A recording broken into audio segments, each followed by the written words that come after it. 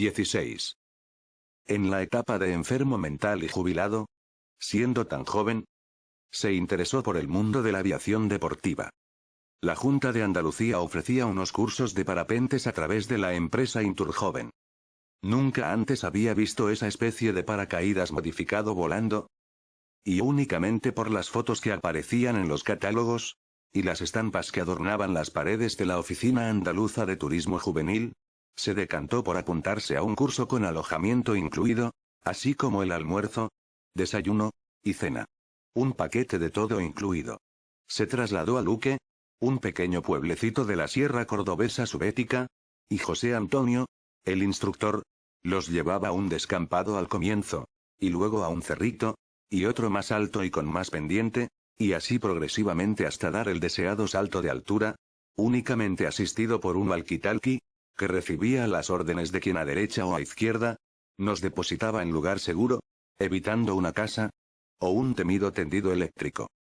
Una chica rubia, guapísima, hacía los encantos de todos, e incluso se interesó por el joven jubilado, si bien él no comunicó a nadie su situación de enfermo mental. Con sonrisas y mirada cómplice, desató las furias de José Antonio, que aunque entrado en años, todavía mostraba un rescoldo de juventud acompañada de caudales. Comenzaba sus hazañas en la cordillera del Himalaya, subiendo a alguna cumbre en el deporte más arriesgado y necesitado de más preparación, compaginándolo con su profesión de médico, que esto sí que era ya una garantía para una chica joven, esa joven y guapísima que destacaba entre las escasas que asistieron al curso. Todo lleno de jóvenes buscando nuevas experiencias. Derecha, derecha. Le gritaba al enfermo mental, que incluso bajo la medicación no se objetó a sí mismo para la habilitación que necesitan los pilotos del aire en sus distintas modalidades. El aterrizaje fue algo defectuoso, ya que casi entra con el viento en cola. No comprendería la actitud del instructor hasta que lo vio más tarde acercarse a la habitación de la joven y bellísima estudiante que no podía resistirse a los encantos de ese médico, y con tanto aplomo como volar con esos paracaídas dependientes, que inventaron los franceses para no tener que darse la caminata nuevamente cuando se hacía cumbre. Los parapentes modernos ya no tenían nada que ver con los paracaídas. Eran capaces de dar unos planeos aceptables para las necesidades del vuelo sin motor aprovechando las corrientes ascendentes, conocidas como térmicas en la jerga parapentística y del vuelo libre. Izquierda, izquierda, he dicho izquierda. Así transcurrió el trato, de quien debía velar por la enseñanza de los jóvenes, que buscaban al final del curso, poder despegar de un monte con altura suficiente, para estar unos minutos en el aire. El salto de altura aconteció en una pequeña montaña, que en la cima soporta la ermita de Araceli, proporcionando la emoción necesaria de quien se contempla volando y dirigiendo el parapente hacia la derecha o izquierda, según se accionara un mando u otro que pegados a las bandas, permitían la gobernabilidad y poder desplazarse donde uno quisiese. Atrás quedaron a pleno sol, recogidas de los cordinos, evitando enredos, para subir cerrito arriba y extender esa innovación voladora para despegar. Los parapentes, dentro del mundo de la aviación, son la aportación más novedosa y práctica. Al estar fabricados con un tejido maleable, y de escasísimo peso comparado con cualquier otra aeronave, permite que en una mochila, quede recogido y pueda transportarse con facilidad, incluso colgado en la espalda. Pero debido a los perfiles conseguidos, siempre en evolución como los detergentes, que cada vez limpian más y más, se ofrecen finezas siempre más espectaculares, que no son otras que la relación entre el eje vertical y el horizontal. Así, al tener 1000 metros de altura, el parapente planearía 6000 metros medidos sobre el suelo. Siempre en ausencia de viento, ya que con un viento en cola, se obtendría un desplazamiento mayor. Y con uno de frente, si fuese incluso de 30 km/h, el parapente no podría penetrar. No andaría hacia el frente, comportándose como un helicóptero. Únicamente quedaría el recurso de ponerse con viento en cola, y andar a 60 de velocidad con respecto al suelo. Estos son los fundamentos básicos que difieren a esta modalidad de vuelo libre de las restantes que soportan velocidades mayores, como el ala delta, que es la envidia de los traperos, como así denominan estos últimos pilotos a los compañeros de ladera, que siempre andan enredados con los cordinos y extendiendo el trapo para poder despegar. La práctica del parapente daba unas emociones que anteriormente no se habían vivido, y a pesar de estar en todo momento medicado con haloperidol, escacine de 5 miligramos, etc., según las indicaciones del psiquiatra, nunca tuvo ningún problema para la destreza que exige este deporte, que presenta su mayor complicación en levantar la campana, como así se denomina en el argot parapentístico a inflar todo el artilugio, que arrugado en la mochila, se debe extender, y que con las bocas o entradas de los cajones, dispuestas guardando una línea de ataque, se llenarán de aire al tirar de los cordinos, recogidos todos en unas bandas, y proporcionarán que con el aire presionando al entrar, quede una estructura semirrígida, que proporciona volar pero siempre con miedo a una plegada según las condiciones atmosféricas. Pero alguna que otra vez llegaban pilotos con alas delta y al contemplarlas, quedó fascinado por el perfil de estas aeronaves, por la manera tan limpia de despegar, que únicamente encarándose al viento, como así ocurre también con el parapente, se comenzaba a correr, y en pocos pasos, dependiendo de la intensidad con que soplase, ya se estaba en el aire volando, y con la postura que adquieren las aves, es decir, tendido horizontalmente con la cabeza al frente y los pies al extremo de esa línea de corriente de un viento, que siendo mínimo en 30 km por hora, puede llegar incluso a velocidades de más de 60. La silueta de las alas delta, surcando el cielo, acomplejaban siempre a los pilotos que debían estar sentados y pendientes de una campana en lo alto, que fuese abierta en todo momento, que no se adelantara respecto al centro de gravedad que se posiciona con el piloto, y que no permite la libertad de recrearse en el vuelo como así ocurre con la manera de dirigir las cometas, como cariñosamente la denominaban los deltistas. Únicamente si desplazásemos nuestro cuerpo, que como un péndulo yace colgado sobre la quilla del ala, hacia izquierda o derecha, el ala giraría hacia esa dirección, sin necesidad de más artificios, de manera natural y en armonía a la propia naturaleza del vuelo, que extendida las alas, es solo cuestión de inclinarlas un poco. Cuando las alas daban unas pasadas, los parapentistas siempre estaban alerta debido a la velocidad de las cometas. El joven enfermo mental se interesó por donde pudiera encontrar una escuela o instructor, que le diera un curso de ala delta. Allí mismo, en la Sierra de Cádiz, concretamente en Algodonales, existía una pequeña infraestructura de vuelo, que gracias sobre todo a Gerardo, un alemán que llegó y se casó, como suele ser habitual en los pobladores de ojos claros, que llevan los caudales a buena vista, y en las desesperadas mocitas y no tan mocitas, y algunas que ya no soportan a sus compañeros de colegio, instituto y vecino, enloquecen con todo el que venga de fuera. ¿Cómo sufrirían los suegros para contentar a sus hijas? Debiendo obligar a trabajar al recién llegado y de estirpe rubia,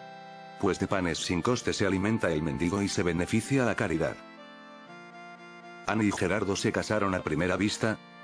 y consiguió sin dificultad que su esposo entrara a formar parte de la comunidad algodonaleña por todo lo alto. No porque estuviera sin más oficio que volar en ala delta diariamente, sino porque con el cura del pueblo siempre cerca, tenía a Dios como garante de infortunios o adversidades atmosféricas caprichosas, a diferencia de la mayoría de pilotos,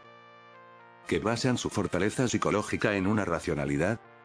que excluye a Dios de los caprichos mundanos como para hacerle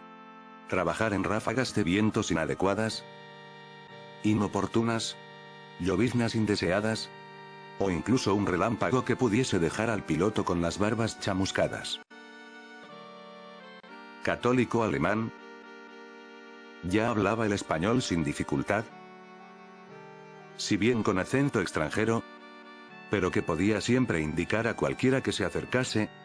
que Algodonales era el mejor lugar para volar de toda Europa, y él únicamente subía más tarde al despegue el domingo.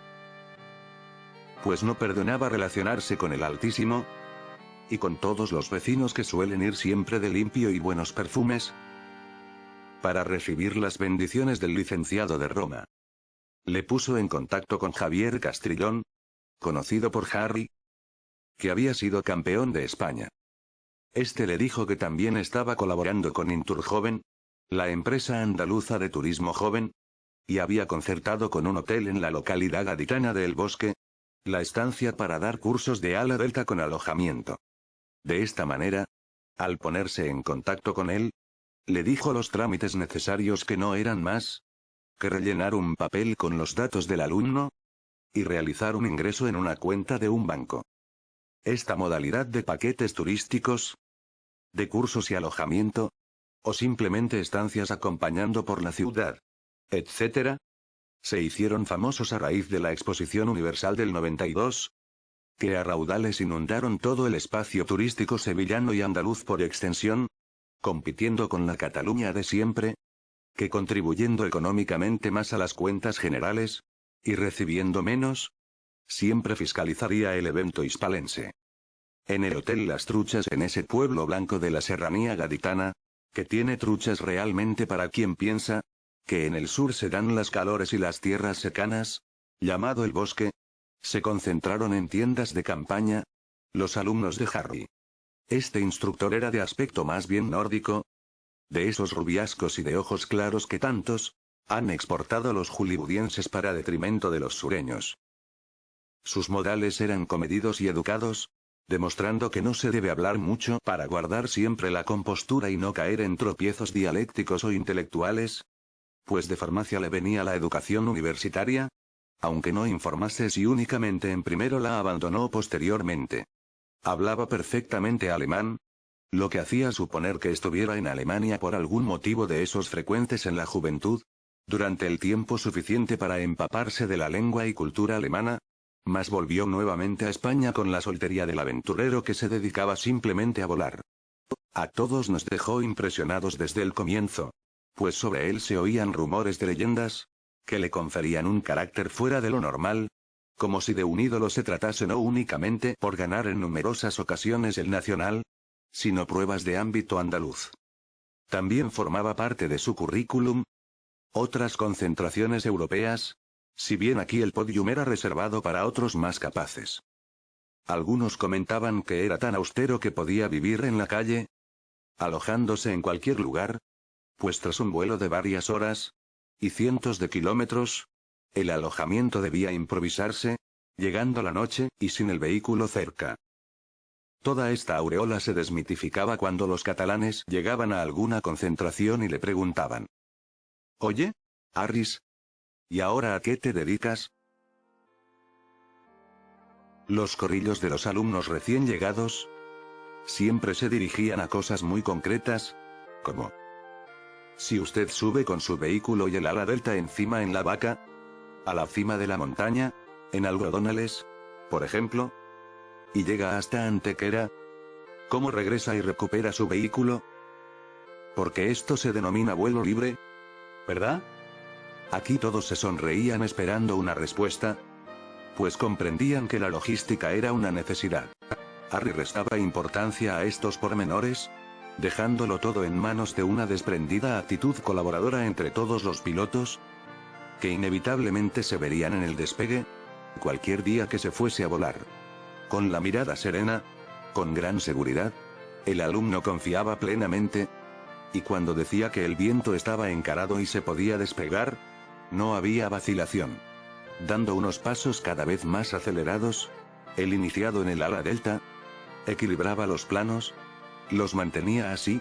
corregía si hiciese falta debido a una ráfaga caprichosa que cambiase, y los pies ya no se sentían en el suelo, permaneciendo atento a la maniobra de aterrizaje. Al aproximarse el suelo, había que estar atento a empujar los montantes, y quedar de pie sin caerse hacia adelante en un revolcón que pudiese dar un rasguño o un moratón. Con más altura, daba tiempo incluso a tumbarse en esa postura, que asemeja la posición de las aves en vuelo, y la emoción estaba servida, pues posteriormente, había que incorporarse nuevamente a la vertical para atender el aterrizaje. Arturo pudo aprobar su curso y desde ese momento, prácticamente no usaría el parapente, salvo en algunas contadas ocasiones, dedicándose por completo al ala delta.